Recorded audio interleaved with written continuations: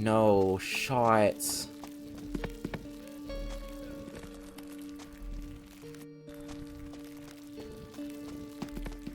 It's another really rough roll.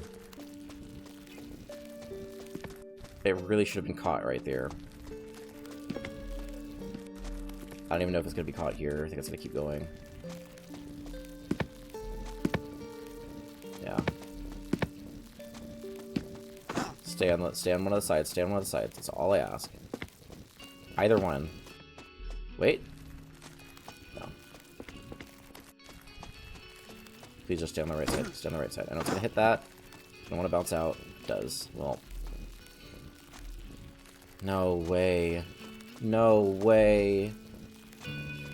Please stop there. Oh my god.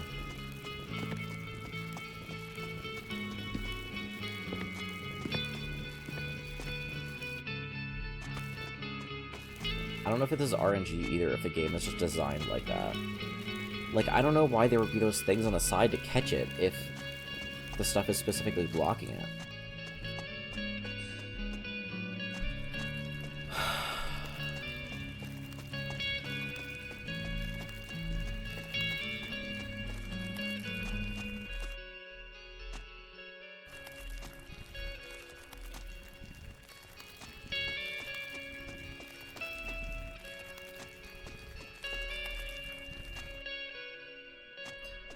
Okay, so I was gonna say if it landed at the very end of level 2, I would try barrels one more time.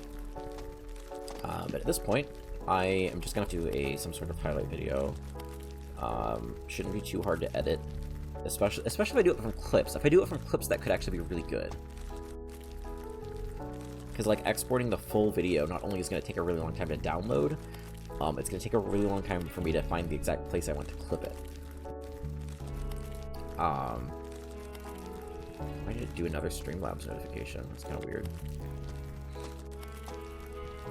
But,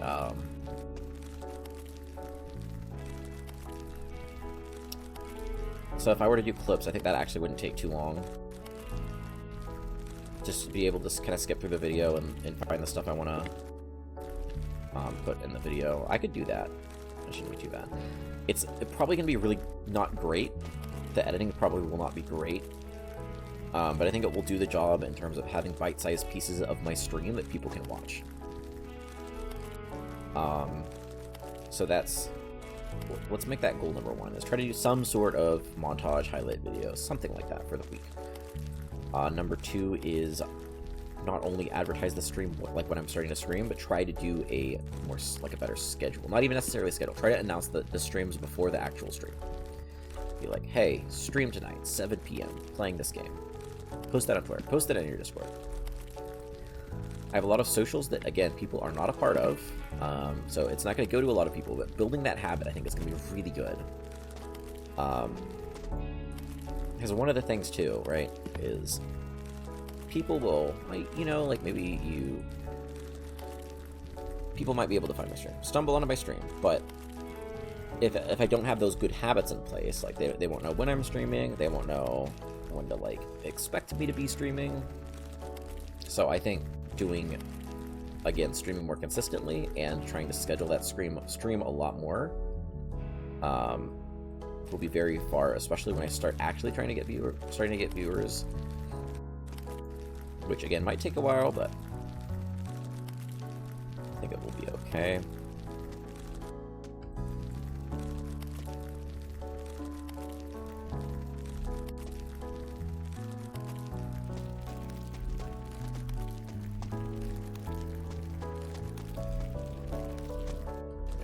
Catch.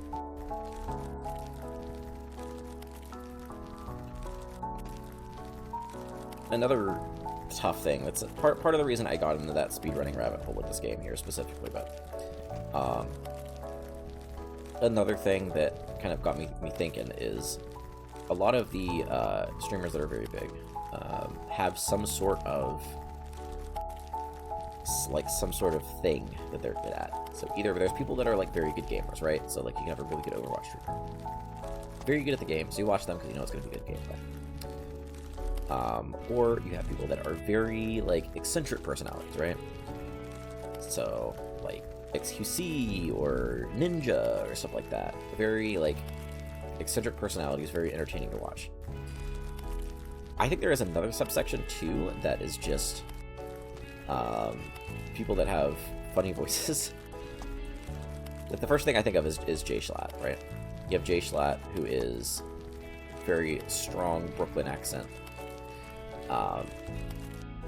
Especially, the thing that made me first find him was him playing the Untitled Goose Game. Because not only does he have a very entertaining character of Jay Schlatt, but like him being able to play that game with just himself. Oh my god. Please, please, please, please, please, please, please, just catch on that.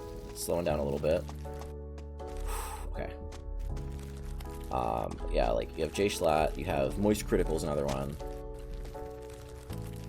I think they had a couple of big videos, and then people remembered them because of their voices. XQC's another one. Moist Critical, I think he really got big during the Among Us streams, right?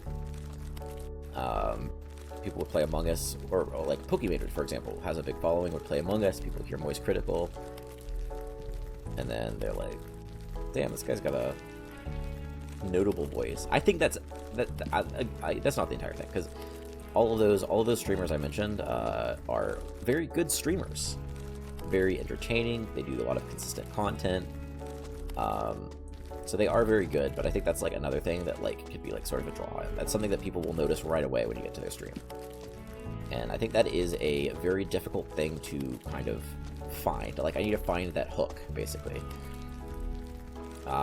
Ludwig, who's another really big streamer, I was thinking about this too, because like his subathon was huge. Like, that's what really put him on the map, but he was still a pretty big streamer before the subathon. He wasn't like massive, he wasn't anywhere close to what he is right now, but before the subathon he was still pretty big. And I was like, how did he get so big before the subathon? Because I remember the subathon too, they were like, they were trying to project how long it would last, and they originally said about, come on. There we go. They originally predicted it would last about 3 days. I was like, yeah, so he's got to have a pretty big sub audience. So I was like, what did he do before the subathon? And I found out not only is he a very good he's a good Smash player, he also apparently has some sort of record in terms of the most like clicks. Like, he's the fastest clicker. And I found out that they put him against like I don't know if it was a macro or what, but he was playing against like a robot basically, and he out-clicked whatever macro that was, which is crazy. But that's like another really good hook. Like, not only do people see him as a good Smash player, but just hearing something like even that weird makes you intrigued, like makes you want to go check him out, knowing that he is that fast at clicking. But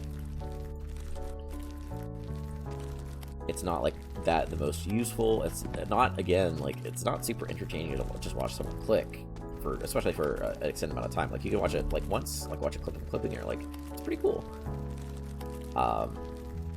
But that is a good hook for some people. Like, some people will get intrigued by that, and then they like check him out. They're like, oh, this is the guy that's really good at clicking. This is the guy that's really good at Smash. And they're like, oh, this guy's actually really entertaining. He's really funny. Has very quality streams.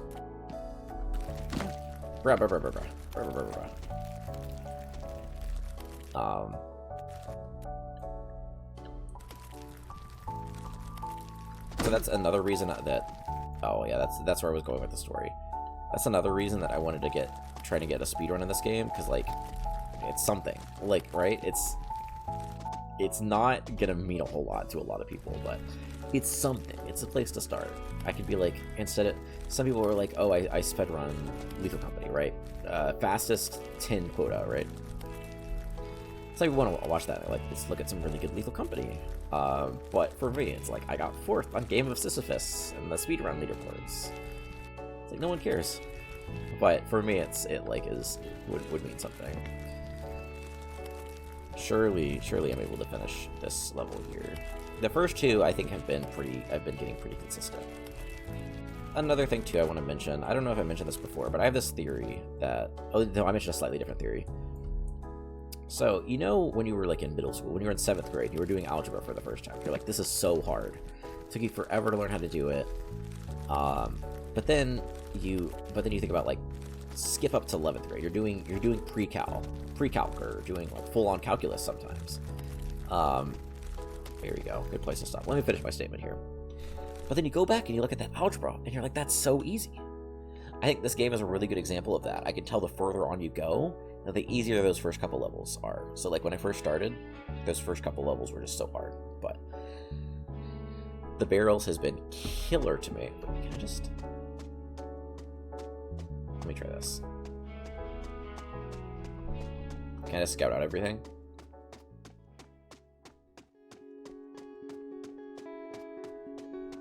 No, it's good right there. I was worried it was gonna like respawn somewhere.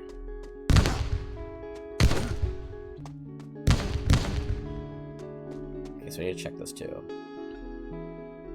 I'm assuming they respawn. Yeah, there they go. Okay, cool.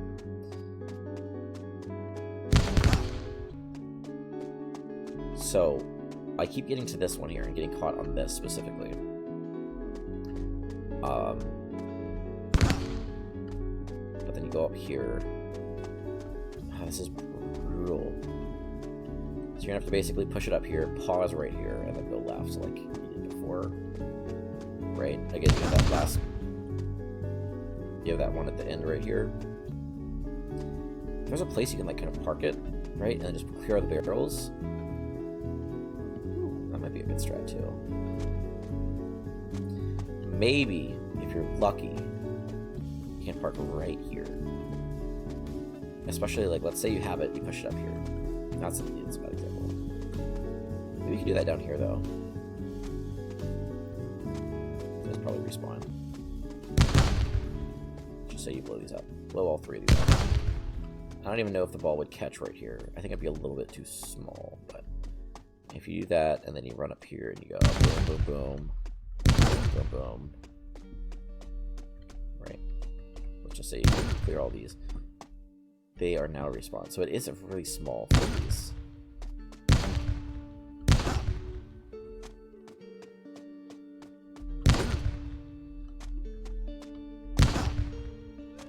Can I still jump this? You can't. I was wondering about that. I was like, there's gotta be something that makes it so you can't just like scout ahead. Stop to remove it too. I think it's an invisible wall there.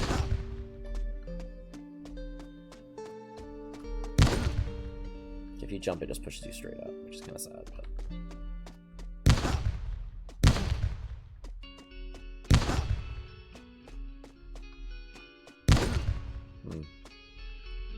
Can't jump on this. You can't jump on that. You just gotta kind of follow through. Oh, you know what? You gotta start higher and go lower. You can jump on this. It's an invisible wall, man. And this one you can't do because you're always going higher.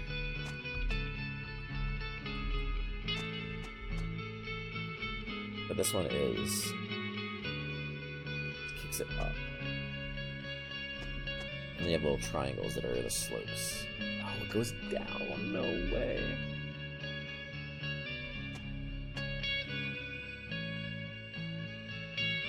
So this is probably another thing that catches it really well.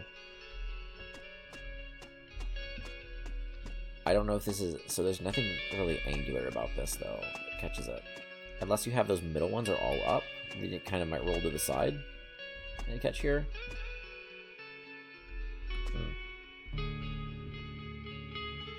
Interesting, interesting, interesting.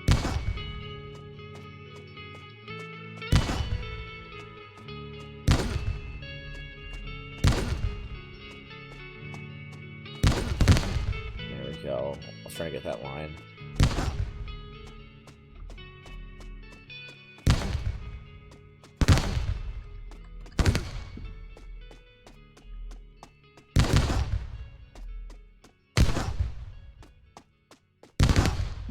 Yeah, I'm going to reset. I don't know where I am next time.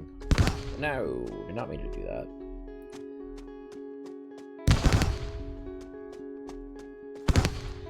So maybe that's another thing I can do is just go through and find clips. So there is no save, is there? Go main menu. And I continue. I should be right there.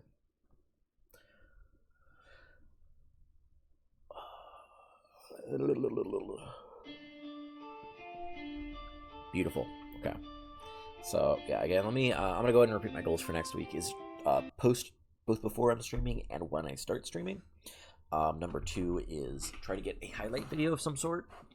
Number 3 is stream more with a webcam. And number 4 is what's the other one? Get the music figured out. So those are the 4. But yeah, again, I'm gonna try to stream tomorrow. We do have a match. I don't know if I'm actually going to stream that because not only will it be streamed on another account that I can link, but I did notice today it did actually affect my performance. It did actually make my game go at a lower FPS, which would be fine if it was like Mystery Heroes or Quick Play or something like that. But I would not like that in a official match. Even scrims, I think it's fine because a lot of times you can kind of figure out what's going on. It's not too bad, but so yeah, I'm gonna try to avoid streaming official matches from now on. But VOD reviews and scrims, I will still probably stream. Monday there's going to be a match. I will probably direct it either from Twitter or from Discord to try to just push people on it. But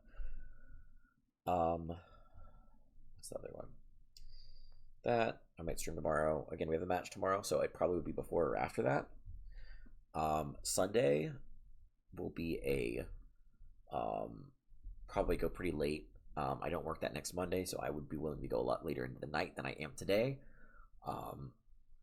And then another thing I would like to do in general is have some sort of endurance stream. Like try to just stream as long as I can. Just see how long I can last streaming without getting tired or bored. I would just kind of like to get that as a baseline. Because again, my goal with this channel here is to I believe that November was the date. I haven't posted on my Twitter. There's a specific date. It's going to be approximately when I have donated 20 gallons of blood. So I'm going to do 20 hours for 20 gallons. When I hit my 20 gallons of blood, I'm going to celebrate by doing a 20-hour stream. It's not as catchy as like 24 for 24, doing a 24-hour stream or something like that. But yeah, I need to kind of test my endurance to make sure that's even 20-hour stream is even a remote possibility. I'm hoping to get affiliate before then. So yeah, but yeah, again, I'm gonna try to stream tomorrow. I'll try to post a update when I get more information about if or what or when I will be streaming earlier in the day, and then before the stream goes live, I'm gonna probably post another announcement. Please follow me on Twitter to get those announcements. Again, I'm mainly going to be posting it on Twitter, and also join my Discord. I'm going to try to post more on Discord too. So that's where you will find all the stream announcements. But other than that, thank you just to Lobster for being active in the chat. Thank you everyone who watched today. Feel free to leave me feedback either in chat or on my Twitter or on my Discord. I love getting more feedback because I am still improving at this. I'm still trying to get better. So anything at all that you think I should work on or try to get better at, it's always welcome here. But other than that, thank you guys all for watching.